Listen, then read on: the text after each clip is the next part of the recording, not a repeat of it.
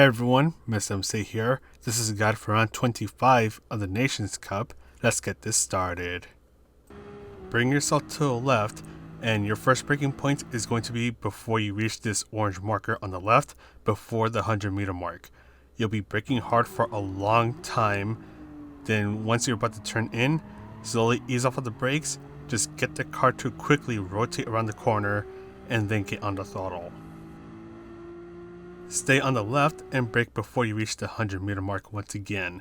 You'll be braking hard for a while, then gently ease off of the brakes, gently turn in as you do not want the car to slide around too much. Then control your acceleration, use a little bit of braking if necessary, then brake before the curb on the right ends. Bring yourself all the way to the inside of the turn and slowly get on the throttle. Now bring yourself to the right, and when the curb on the right starts, you want to use some braking, not too much. Just bring yourself all the way to the inside and take your time getting on the throttle. Now bring yourself to the right, look for the 100-meter sign on the right, and you'll be using that as your braking point. Brake hard for a short while, ease off of the brakes, just let the car quickly rotate around this hairpin, get the car pointing downhill, and then start to fully accelerate. Now bring yourself to the left, and after you pass the 100-meter sign, you want to brake hard for a moment, take your time easing off of the brakes and slowly turning in. Then use a bit of your braking power, just bring yourself to the right side of the track, do a bit of throttle control, then brake just before you start to turn in. Try not to get the car to slide around too much, bring yourself all the way to the inside of the turn, then use a little bit of braking, just bring yourself to the apex of this left turn, slowly accelerate, then use some braking as you reach the curb on the left, just bring yourself all the way to the inside of the turn, and once your car is starting to point towards the start finish line, you can then start to fully accelerate and you are good to go. But that is all for the lap guide. Let's go ahead and talk about the strategies. For the qualifying session, this is going to last 10 minutes, and when you do your out lap, you want to be a little careful with how you treat your tires. So you don't want to go all out right away, and that is just because the car is front heavy. It's a four-wheel drive, so the front tires are going to wear a lot faster than the rear tires.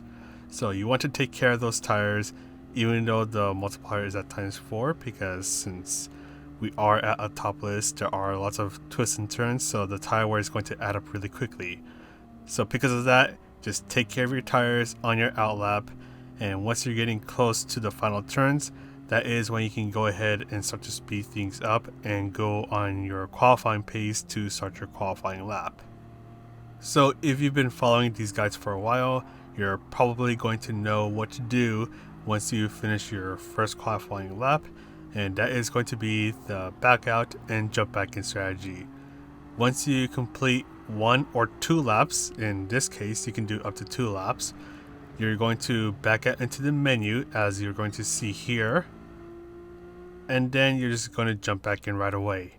So what this does, it basically eliminates the need to do an in lap, which is the lap where you go to the pit stop and change your tires.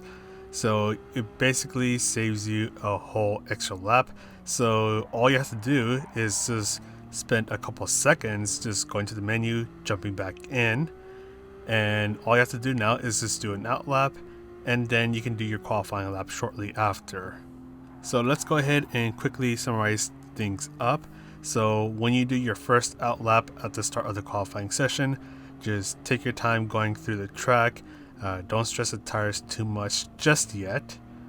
Then once you do 1 or 2 qualifying laps, you jump out to the menu and jump back in, and then you rinse and repeat until the time runs out. So this race combination is pretty interesting. We are at Autopolis with the Nissan Skyline GTR R32. Its power is bumped up to N600, and you can use racing medium and hard tires for this car, and all that makes this car feel awkward. So when you're braking for areas like this, like the downhill right turn, and for turn 1, you have to be pretty careful with how you Use your inputs. You don't want to be too sudden, you don't want to be too sharp, as the car will start to get really twitchy and potentially want to lose control. You also have to worry about how fast you're going through these turns, especially as your tires wear out, because naturally this car is pretty understeery. So when the tires are getting worn out, or when you're on the racing hard tires, you're really going to feel that understeer kick in, and it's going to make your day miserable. But before we talk more about the car itself, let's quickly go through the pit stop sequence. It's pretty quick. You also want to be careful with how you enter the pit stop, since there's a barrier right there and hitting it will make you feel like an idiot. So the pit stop sequence is pretty quick. You're in almost right away. You change your tires, takes a little bit longer than usual, and then you're back out. So with this car, you just want to be gradual with its inputs, because you still are in a road car. This is not a race car. It's not like the Group 4 nor Group 3 cars. But yeah, this car is also a 4-wheel drive, so you want to bring the brake balance all the way to the back of the car. So try to bring it all the way to +5. That way you can try to get some of the tire wear off of the front tires and into the rear tires. When you're on the racing hard tires, it's going to feel like a miserable ride, which is why you're only going to want to use it for just one lap. So the car is going to feel even more understeery. You're just going to be fighting with the car a lot more just to get this big giant mountain to turn. So just use it for only one lap, and that should give you an idea of the strategy that you want to go with. And if you don't know it by now, the strategy that you want to go with is a 2-stop. So racing hard tires are required, which is why you want to use the racing hard tires for only one lap. That way you can get it out of the way. And the other 14 laps, you will split it to 2 7-lap stints on the racing medium tires. So let's say you are starting the race on racing medium tires. You do the first 7 laps on the racing medium tires. Then you can do another 7 laps on the racing medium tires. So you pit at the end of lap 14, change on over to the racing hard tires, and just drive carefully to the finish line for the final lap. And if you happen to start in the back, you can start on the racing hard tires just to get the tire requirement out of the way and the worst tire compound out of the way. And then you can do your 7-lap stints on the racing medium tires shortly after, because once again, you only want to spend 1 lap on the racing hard tires. So when you're on the racing medium tires, you do want to be a little careful with how you go about with them. You do not want to slide around too much with them. You do not want to be too harsh with them, as the tire wear will really start to kick in around the end of lap 5 going into lap 6. So lap 6 and 7 is where you're really going to feel that tire wear kick in, and it's going to make the car a lot more understeery, since once again the front tires are the ones that get most of the tire wear. So you want to be a little more careful with how you approach these turns. Brake a little bit earlier as you're getting close to the end of your stints. And I should also note that you are in a road car, so you want to brake a little bit earlier. This is not a Group 4 nor a Group 3 car.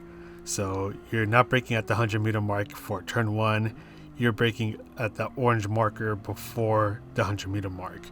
If you don't know your braking points, you can just go to the start of the video where I discuss or show where to brake. And last but not least, fuel is not an issue at all. It is a ×1, and even though you are in a N600 car, you do not have to worry about running out of fuel at all. Rather, you want to worry about trying to get some of that fuel out of your car. So when you're going through the starting sequence, just mash on the throttle and hold it, and that way you can burn off a bit of fuel just before you start the race. But anyways, that is pretty much it for this guide. Once again, do 2 7-lap stints on the racing medium tires and only 1 lap on the racing hard tires. So I'm going to go ahead and sign off now. So this is Mr. MCA wishing you a good race, and I'll see you in the next video.